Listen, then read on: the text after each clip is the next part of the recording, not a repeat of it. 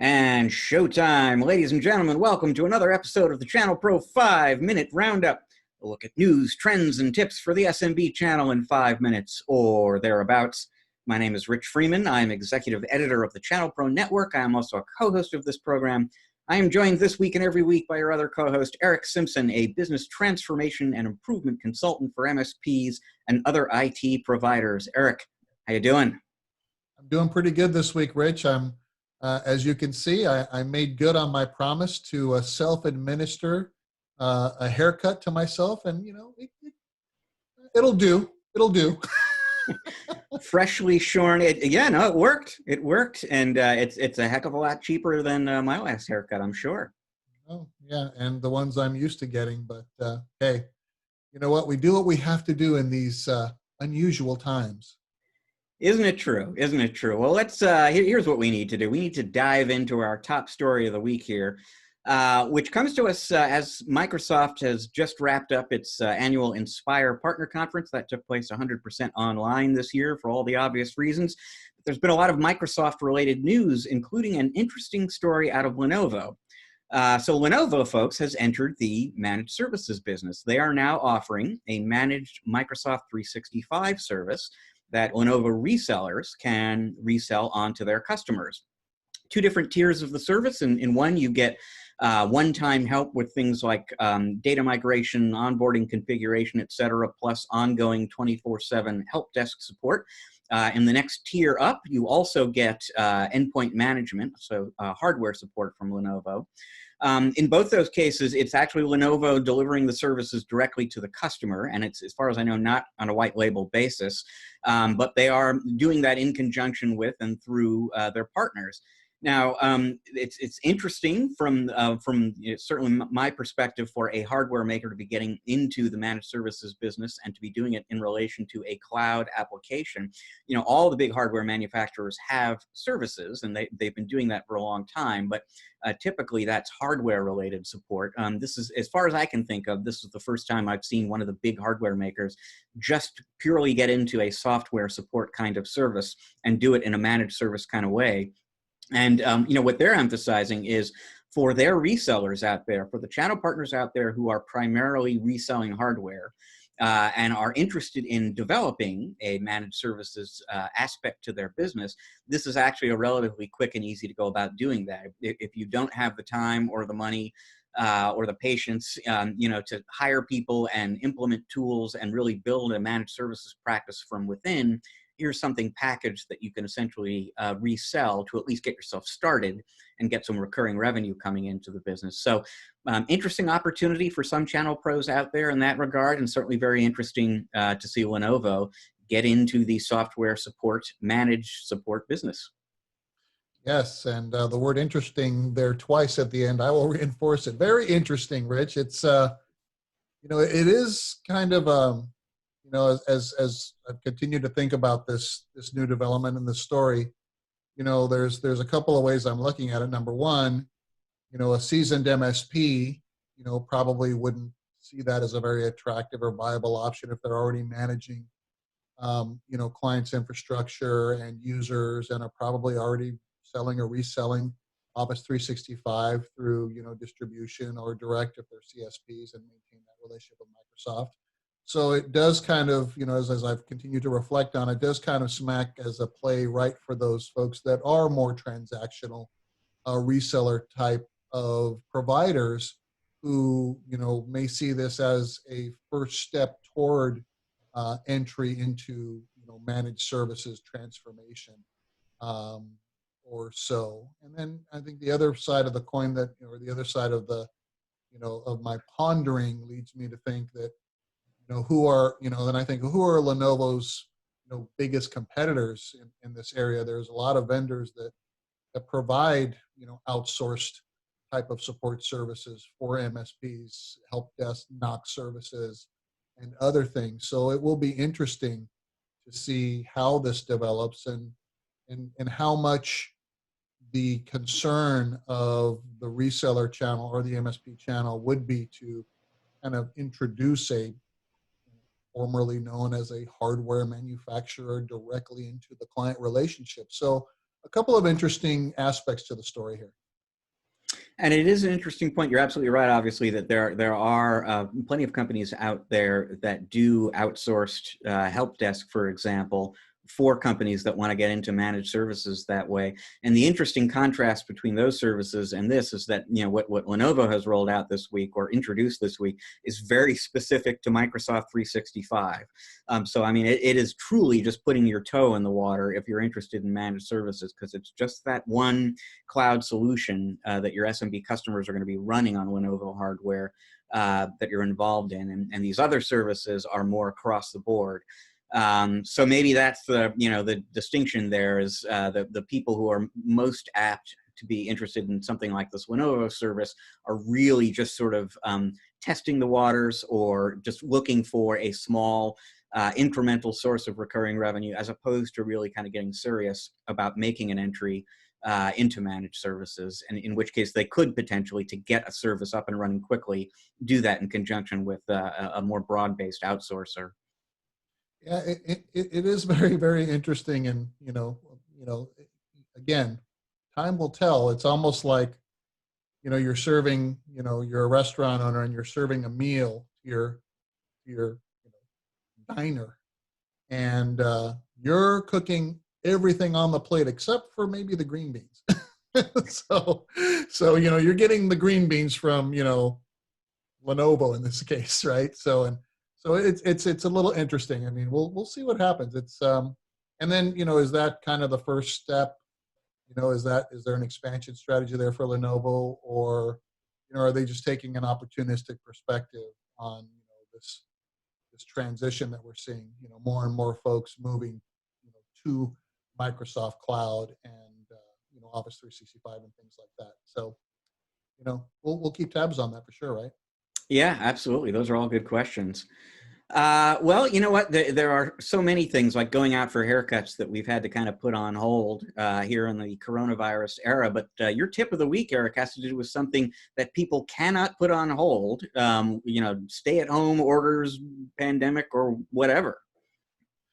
Yes, and great segue, Rich. I mean, I think that a few months ago, everybody was just kind of holding our breath and see how we would get through this and how quickly we could get back to some semblance of normalcy. But the news is not getting any better week over week, and I think that we've all got to face the harsh reality that we as business owners and IT providers, IT pros, and MSPs have to continue to conduct business beyond simply just supporting our existing client base, which is kind of where a lot of the clients that I'm talking about and MSPs have been hunkered down around me. Let's just deliver the best possible support we can and get through this together. We created this mantra, this kumbaya thing.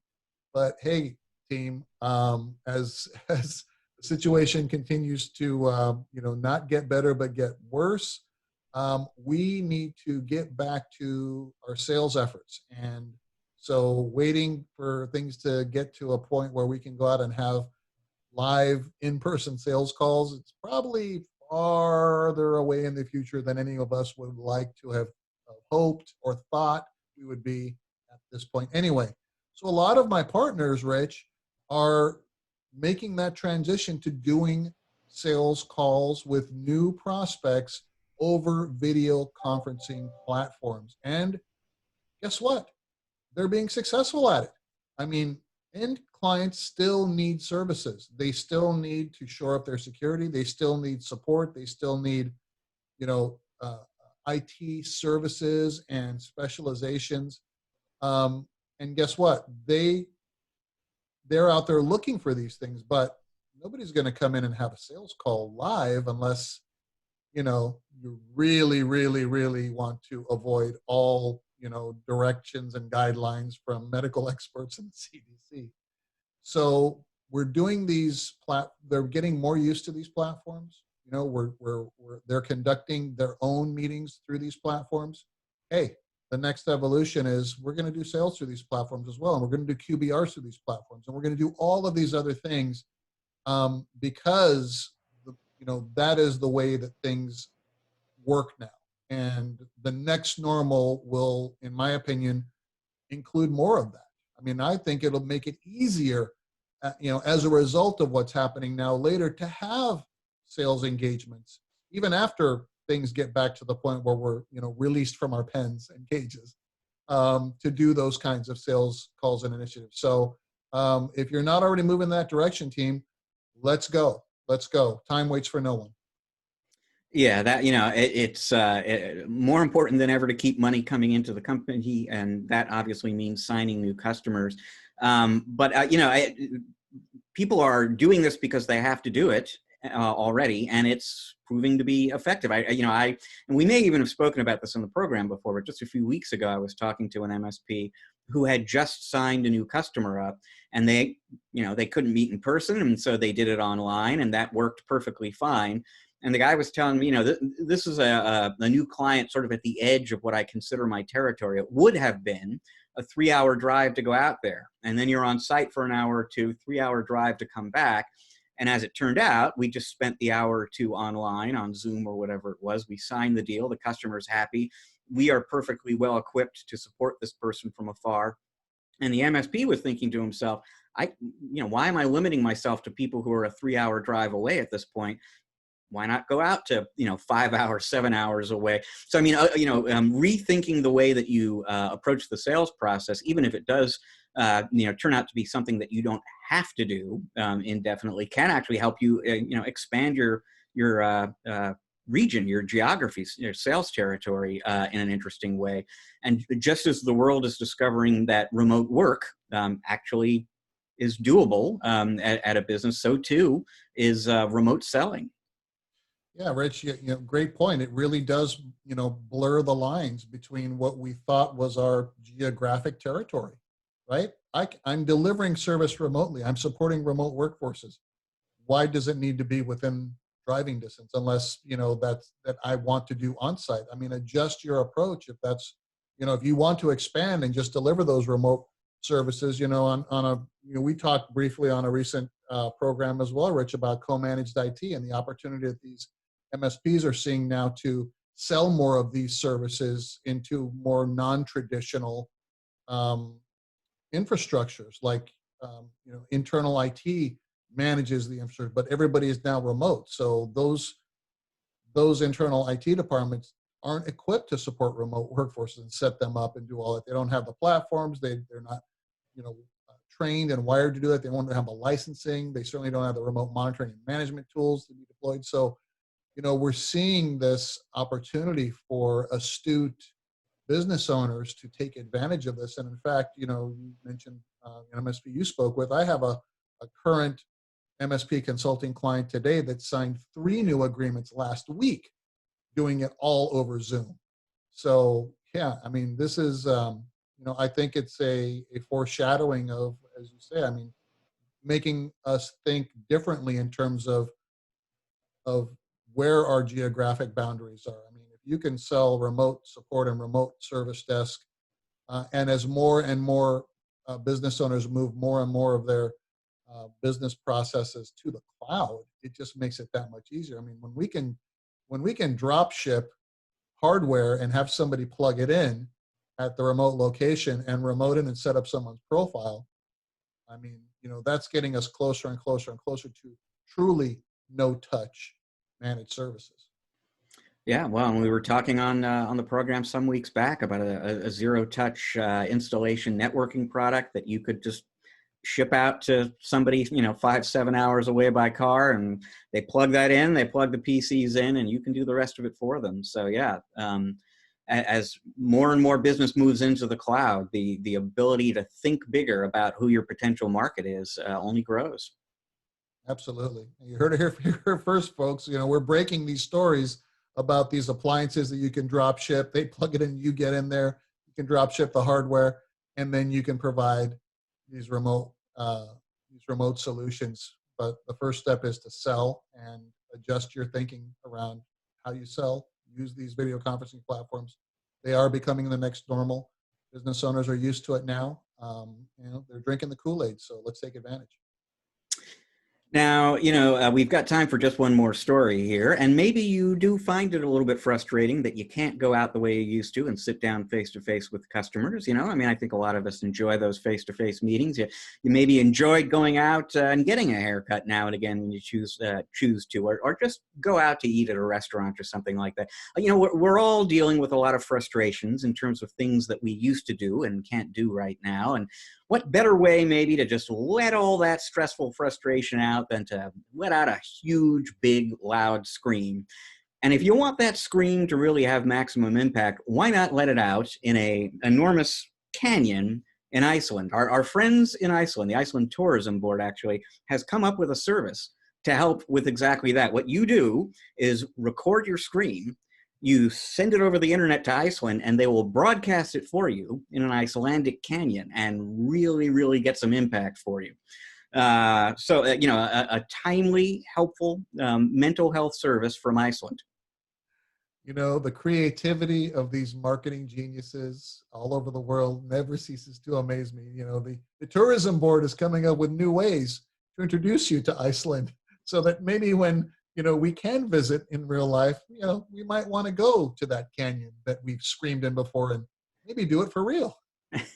And who knows, maybe your scream is still echoing there by the time you get there. So very creative idea. Now it's, let's just wait and see if other people who have canyons kind of jump in on this opportunity. It's practically limitless. Well, folks, that is all the time we've got this week for you on the 5-Minute Roundup. Thank you so much for joining us. If you enjoyed the program, you'd like to maybe listen to some episodes in the past that you missed, keep up with the future episodes as they become available, what you want to do is go to the ChannelPro Network channel on YouTube and subscribe. Make sure you click that little bell icon if you want to get notified when the next episode becomes available. You want to read more about managed services for Microsoft 365 from Lenovo or anything else Microsoft related announced out of Inspire this week, plus plenty of other good stuff, go to channelpronetwork.com. We've got great new material for you there every day. To learn more about Eric and the work that he does with his clients, please go to ericsimpson.com. That is ERICK Simpson.com. So again, thanks for joining us very much. We are going to be back next week with another episode of the show for you. Until then, folks, please enjoy the rest of your week. Eric and I are enjoying the rest of your week already.